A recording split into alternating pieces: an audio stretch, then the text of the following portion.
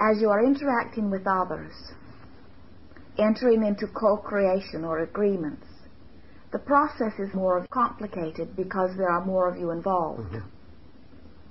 But the basic process is the same, of coming together in thought about what is wanted, and then paying attention to your warning bells every step along the way, so that you know when or if something is going wrong, or when or if something is going right. So many of you, as you are in your physical bodies, are wondering why you are here. What is the purpose of my life experience, you say? You have come forth into this physical body, into this physical dimension, because you know you are creator and you are wanting to express that in physical dimension. Your work here in this physical dimension is to define or decide or discern what it is you want at any point in time, and then by the power of your will or your ability to focus upon that which you want, attract it to you. When you are thinking a thought, but you are not particularly excited about it or emotional about it, your thoughts do not have great attracting power. You are sort of banging it out in the physical.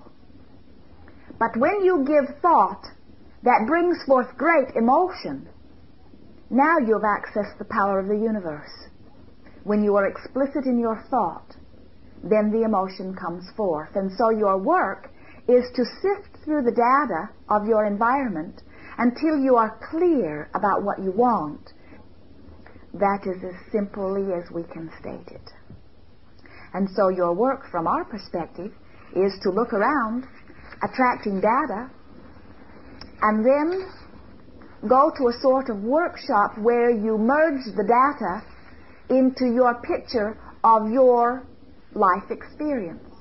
See yourselves like a chef in a well-stocked kitchen where there are all ingredients imaginable in abundant proportion. And your work is to put those ingredients into different combinations for the creation of whatever you want. That is the way we see you. And so our encouragement to you is to wake up every morning intending that as you move through your day, you will look everywhere for things that you want. In other words, to collect the data. And then once a day, go to a place where you will not be interrupted by others, where you can begin to daydream or merge those pieces of data into a picture of what you want. Now, the beauty of that is that you will be able to create a picture of what you want that is so explicit that that will then be your point of attraction. But most often you are in a negative workshop. For example, we see you sitting at your desk to pay your bills, and the stack of bills is sometimes taller than your stack of money. You are filled with negative emotion as you have the feeling there is not enough money for all of the things that I need, and certainly not for the things that I want. And you say, in great depression or in great disgust or even in anger, I need more money. Things are very hard. You are in a negative workshop. You are giving thought and you are feeling great emotion. Now, whether it is positive emotion or negative emotion, you are in a workshop. Positive emotion means you are in a workshop creating what you want. Negative emotion means you are in a workshop creating what you do not want. If you were willing to spend 30 days letting your dominant intent in every day be the attracting of things that you like, in other words, go to the stores where the things you like are. Go to the places where the automobiles are that you would like to drive. Drive through the countryside to see the places you would like to live. Watch those who are famous, who are prosperous. Watch those who have the personality you seek. Watch those who have the health and vitality that you seek. Watch those who look and walk and feel the way you would like to look and walk and feel. Let your dominant intent be to see things that you want. For then and only then will you have sufficient data to work on in your workshop. If you have set forth the intent to solicit forth that which pleases you, you will become a selective sifter, and you will not notice so much that which displeases you, while you will notice that which pleases you. And then your workshop sessions will be very productive. In 30 days you will have a new life. Whether it is the condition of your financial, whether it is the condition of your physical, whether it is the condition of your relationships, no matter what it is, everything in your life experience can be greatly improved in 30 days if you will exercise this process we have just offered. Now you have heard the process regarding individual creating. We will broaden it to your co-creating with others, to your relationships, to your agreements, and we will help you to understand that it is not necessary for you to tolerate those things that you do not want for the sake of getting something that you do want.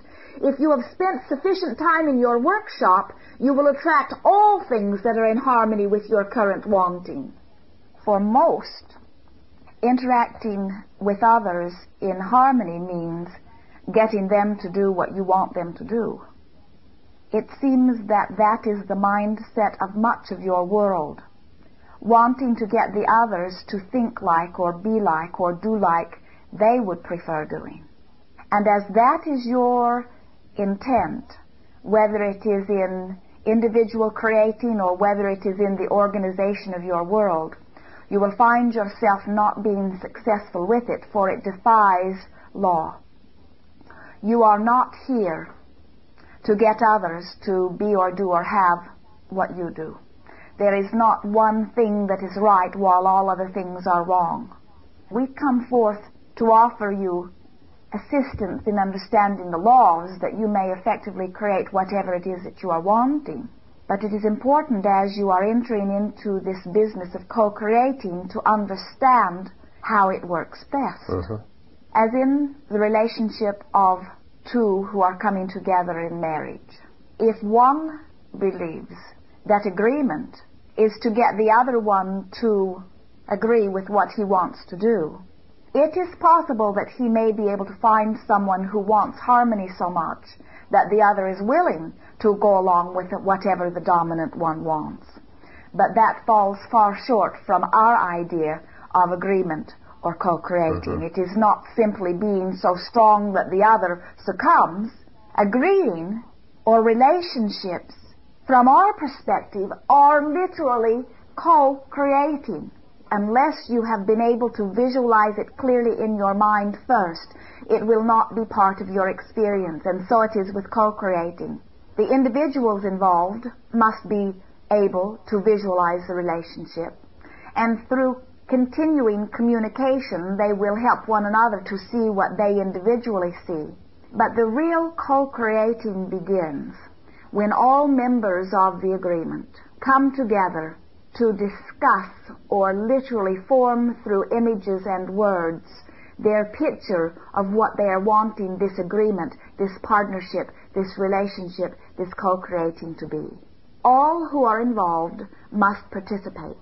Otherwise, they feel as if they are a puppet acting out someone else's desires, and for the most part, they are. We will be discussing two types of agreements. Those that have never been clearly established in the beginning and are now in a great mess that you are trying to work your way out of, and those that you have not yet formed that you will be attracting now from your clear wanting. We are aware that you have organized some questions for us. We will hear your questions as you have segmented them into groups. This recording will give you a general overview, and certainly the process for the attracting or the reorganization of any relationship. We are ready to hear from you.